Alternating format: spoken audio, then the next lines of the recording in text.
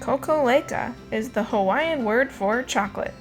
And for today's adventure, we're going to take you on a tree to chocolate tour of Lavaloha, which is a 1,000-acre farm located just 10 minutes from downtown Hilo. We'll meander through cacao orchards, pick a fresh pod from the tree, follow the chocolate making process, and then hang out in the chocolate lounge for a chocolate tasting. Lavaloha is proud to be a completely vertically integrated cacao farm.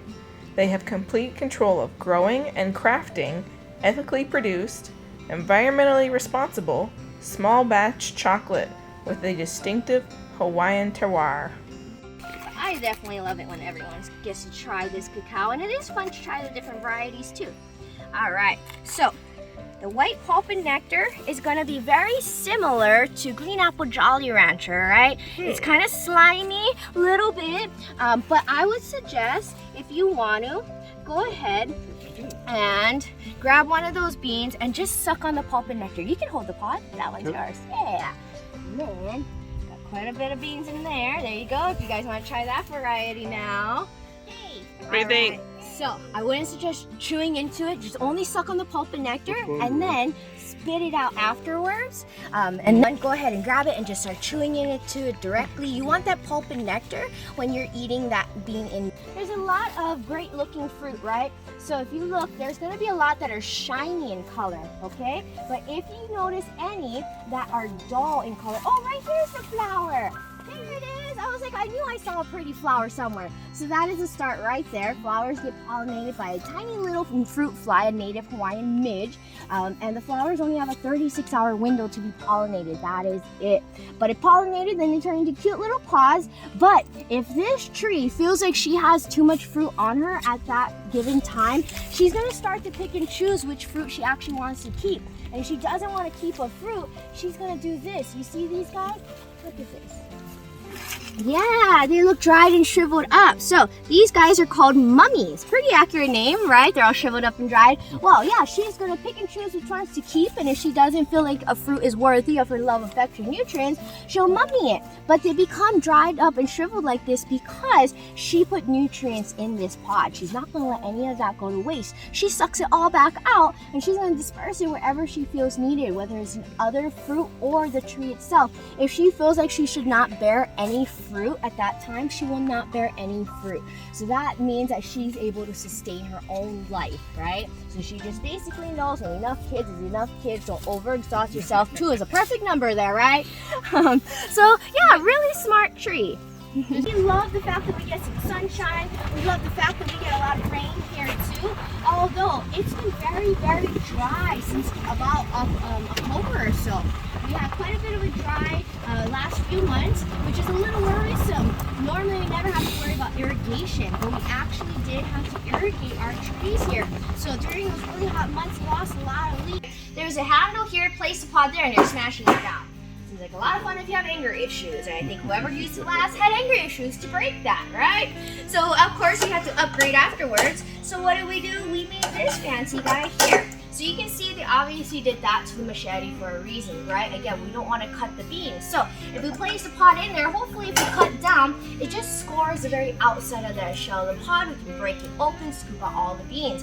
If we did use this bad boy here, you folks can actually look and take turns scooping in on this side.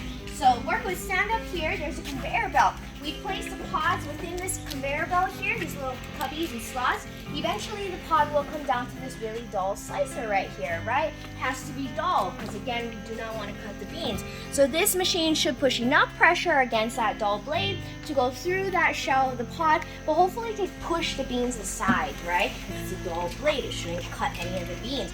But either method we use, it basically depends on the amount of solar power we have at that day that we're harvesting, and also the amount of pods we harvest. We might just end up using manual, right? Bins here. If you look in this bin, you're going to notice a bunch of pukas or holes drilled in. Normally there's another container on the bottom to collect the juices, because cacao is technically, it's a dry ferment, right? We don't want it sitting in the juices there. So we go ahead, after we fill these bins up with the beans, right? We go ahead and cover it with nature's saran wrap, which is banana leaves. Yeah, we got a lot of it on the farm for natural windbreakers, right? So we get the banana leaves, we cover it, create a nice good seal, and then we have to stick these guys into a wooden cubby. So when we ferment the beans, we ferment 7 to 10 days, but we need the internal temperature to reach 120 degrees. So that means that room that the fermenting beans is in is going to be really hot, right? Sometimes that room is 140 degrees. You keep looking over there. That's where we're going to go next, inside that room. So we created that room to be very, very hot because, again, we need 120 degrees internal temperature, but that's also the room where we do the drying of the beans too, right? And when we dry, we need to make sure it's a really hot room. After we dry the beans for about 3 to 6 weeks, then we go ahead and we gotta sort through the beans just in case some of them did get cut, right? Gotta sort through them, make sure there's no crack in the husk. If you folks want to, we can go inside that hot room. We don't have to spend too long in there because you will instantly start sweating. It basically is like a sauna. I know none of you guys pay for a sauna treatment, but you all get upgraded for free charge today. Alright, so there You can definitely smell it. down, and those are more fermenting days, so we're going to stick them in there for about 7 to 10 days, and then we dry 3 to 6 weeks. What we need when drying is a certain moisture content left. That is 7 to 9%. That way we don't under roast or over roast, right? So they go ahead, they feel the beans, and if there's a give to it, you can tell there's moisture. Once they feel like there's no real give to it, they'll gather a bunch of beans and use a little gadget to really tell if it's, dry enough, right? Yeah, get some pictures. We also have coffee drying down over there. Of this old batch, yeah, a lot of them would have to go because they have those cracks in the husk. Even just a minor little crack like that, you have exposed oils, and that's what will burn inside of that roasting process. So again though, right? But yeah, again, if we're going through a fresh batch, it's not that bad, right? And hardly any we have to go ahead and compost. So I'm gonna suggest, if you can grab one of these guys here, and everyone grab one bean that is fully enclosed in the husk. Fully enclosed in the husk. There you go. Yeah, you got one? All right, everyone got one that's fully enclosed in the husk? Well, let's go back because it's hot. I'm sweating. Let's get out of that. It's hot. Take your other hand. Yeah, and you're actually going to want to crush that bean. Sometimes you kind of have to twist a little bit. It did rain a little bit yesterday afternoon and evening, so there could be a little bit moisture more so. Yeah, I'll just let you, my dear. They're a little tricky sometimes. You gotta kind of have to like push down and twist at the same time. Smell that. If you can break it, smell it after. Yeah? Right? And you can see there's still a little bit of that purple color, right?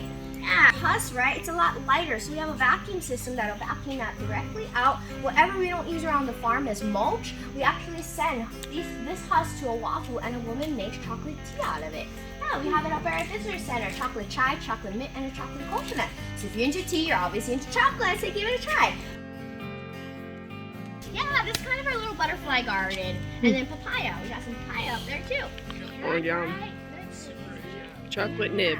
It's so good. It is kind of nutty. Full of antioxidants and no added sugar, so very, very healthy. This is their 90% dark chocolate.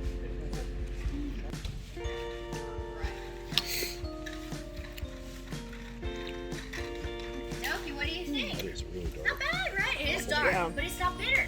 No, It is no. not bitter. Yeah, what do we think, kiddos? Yeah? Pretty good. Pretty dark, right? I agree.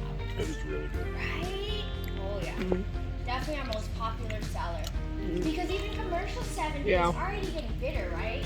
Yeah. It's really good. Yeah, alright. Alrighty. Our most popular seller out of all of So them. 70% also, but more fruity. Is it different? Orange zest, she said. Orange Yeah, we zest? put orange zest inside. Orange zest? Yep. Yeah, we like it. I'm a big fan of the Turkish chocolate oranges. Yeah, uh-huh. Better. Yeah. It's better, right?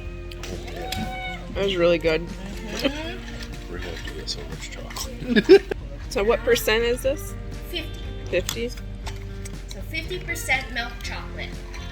So commercial milk chocolates, they're told to be 30%, right? But we're at 50, so it tastes a lot more fudgy, right? Real It does, chocolate, yeah. chocolate. You like that one? Way That's better good than too. yours. Not trying chocolate shame.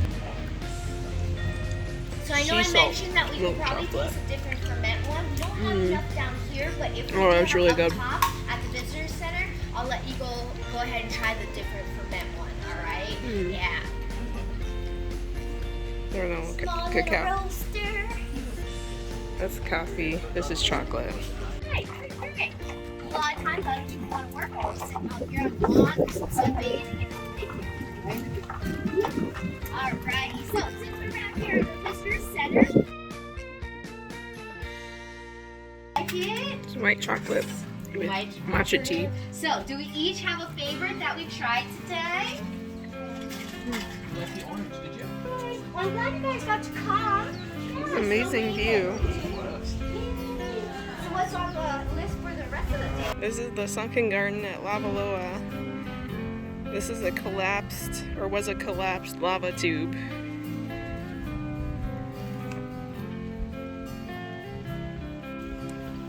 This is pretty. There's a stream running through it.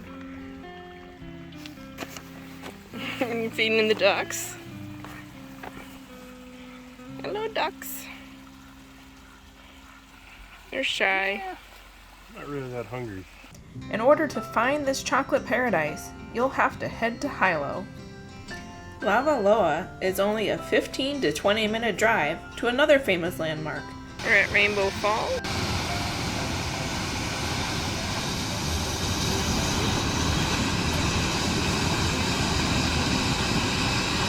Up next, we visit our fifth and final Hawaiian island, the island of Kauai.